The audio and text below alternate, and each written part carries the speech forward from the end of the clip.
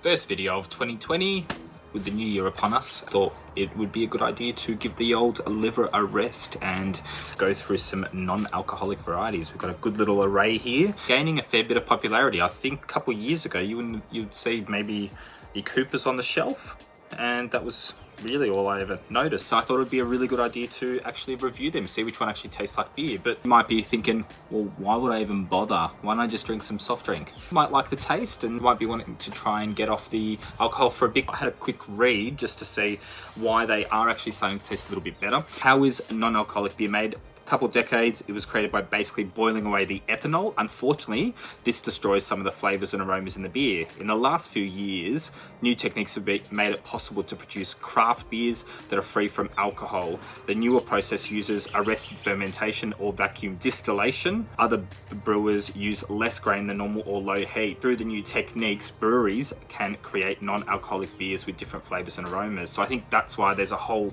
new range coming on. I didn't put any craft beers on this because I actually wanted just to pick beers that were easy to get in the shops. I'd probably say Heineken has probably gone the furthest in terms of marketing. I've got some ads to show you.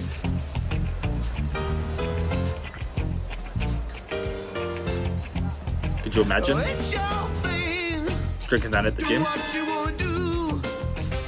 I'd actually like to see that. People freak out. Probably still wouldn't know what you're referring to. Keep pointing at it. It's not bad, not bad. Next one along. I'd like to see this go down. Ah, it's got the same shirt as me. Similar.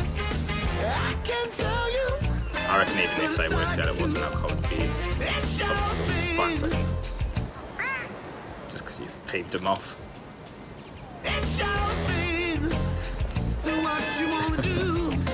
That's not bad. The work one's got to be the funniest. If you actually bought this in instead of a coffee, I'd love to see the faces.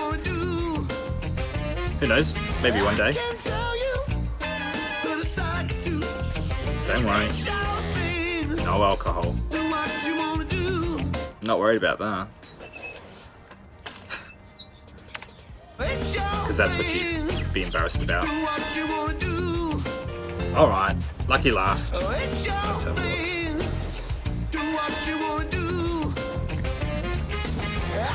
Your designated driver. See, it works. Oh, mate. You're not driving. You're pissed. Ah, that's where I got you fooled. There's nothing in this. Zero.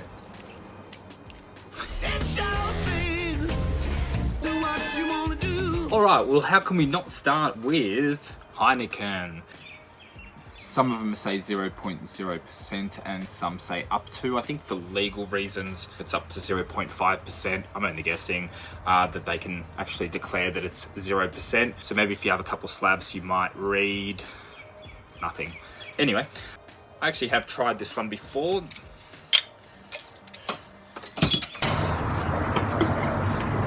Yep, this one's smooth, tastes exactly like Heineken if someone gave you that. It doesn't have that real alcoholic sort of aftertaste. This is a really, really good substitute, and they're the ones that have gone through the most effort to advertise the fact that they have a non-alcoholic option. I think this one's at the top of the list so far. What have we got here? We've got Holsten. So this one's comes from Germany. Again, says 0.0%, says 100% taste. We will decide on that. This definitely has a watery flavour to it. It's not quite as in-depth as the Heineken, but it's not bad. It's just a little bit, I wouldn't say it's 100% taste. You can definitely, do you know what? You can definitely tell that this doesn't have any alcohol in it. It's quite nutty. I'm not going to pretend to be a connoisseur. It's just got a bit of a nutty flavour to it. What have we got next? We've got Bitburger. So again, another beer from Germany. Ooh, that hits you straight away. That's how do I explain this? That's a lot more nuttier than the Holster. That if someone handed you this, I don't think you could tell that that doesn't have any alcohol in it. A lot of flavor, full flavored. If you like that real beery sort of taste, this is the beer for you. I don't mind that actually. Good substitute.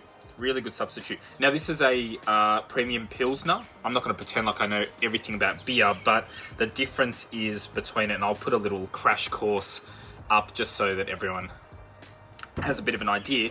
But apparently there's only two beer types, lagers and ales. The only difference between them is the fermentation process. So for example, your lagers are bottom fermented and has that smooth fruity taste, so most of these are lagers. Ales are things like your barley wine, your pale ales, your porters, your stouts, so your craft style of beers seem to take on these. But yeah, so that gives you a little bit of an idea. But yeah, look, I don't mind that at all. Let's try something, see if it actually works. Given that the lager and the Pilsner should be slightly different in color, let's see if it actually is. Now, it's not gonna be, I mean, they're gonna be pretty much the same, but let's have a look and see if there actually is any difference between them. This will be a lot more evident with obviously a porter or a pale ale by the looks of things as well. Let's see, what have we got? The Holsten as well. So this is your lager. See if there actually is a difference in color. Yep. None whatsoever. Just looking at them, I don't think you could tell. So there goes my theory. Peroni. This should be good. I have not tried these. So I have tried the Heineken. I have not tried the Peroni.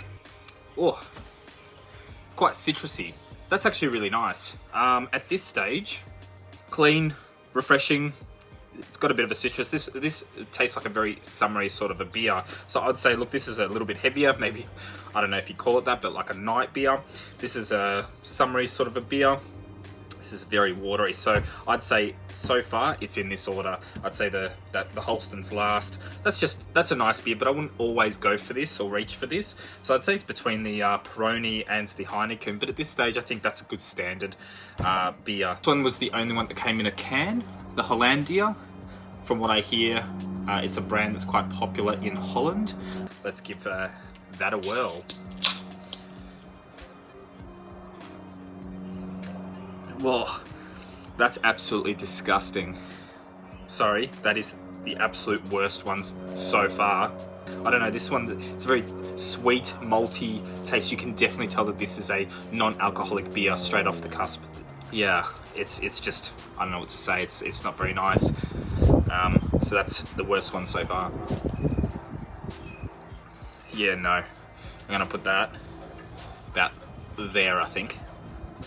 All right, let's go over to the Australian variety of Coopers. I'll try this one. You've probably seen in your supermarket. I have not tried this one though, even though I'd started on the Heineken, and actually I've tried the draft, so we'll get onto that one next. I've started on them, but I tried them before I actually have had an opportunity to try the Coopers. Do you know what? I'm gonna say that's got a real beer taste. It's got that real draft sort of, you know, Carlton draft sort of VB, Foster's sort of a flavor profile to it.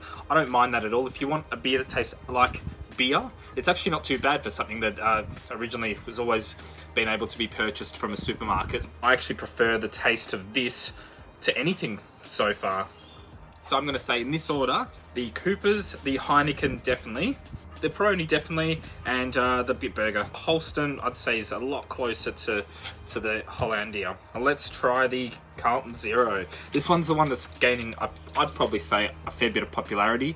Although at the time of filming, the Heineken could not find anywhere. It was sold out absolutely everywhere, so that was hard. And then I found one little grog shop that still had a bit of stock left over, so I don't know what's happening there. So let's try the lucky last. Let's see where this one fits into it all. Yeah, look, there's a good reason I've gone back to this. I've had the Heineken and I've gone back to this every single time. It just tastes like beer. That's the best part. It doesn't have that real aftertaste, if there is an aftertaste that alcohol has. It sort of does, I guess. But that's, as it says, brewed for full flavour. I'd say that that's true. But I have to say it's quite close between the Coopers and the Carlton. Do you know what, when you put them up against each other, I'd probably say, in terms of that beery taste, these two. In terms of that smooth, sort of, you know, crisp, citrusy, summery sort of beer, I reckon they go together quite nicely. Just depends on how you want your flavors. That real German sort of inspired beer, full of flavor, that's going to be that one. Tastes like a meal in itself. And I'm getting the frothies from the beer now, the burps, just like the real thing. I wouldn't say I'm getting drunk like the real thing though. And then these, I'd say, are last, but I wouldn't put this one so close because this isn't too bad. It's just a bit watery. If you go to the pub and they actually had one of these beers on tap, alternate between having a, you know, non-alcoholic beer and then a mid-strength and then a full strength, and so that you can still, you know, read underneath. I don't condone it, but I'm just saying it'd be really good if the option was there. Next time you're at the pub, ask why they don't have a non-alcoholic variety available. I think it'd be really good if it was. If you did like it, please put a like down below, a comment, and subscribe as per usual. Thanks.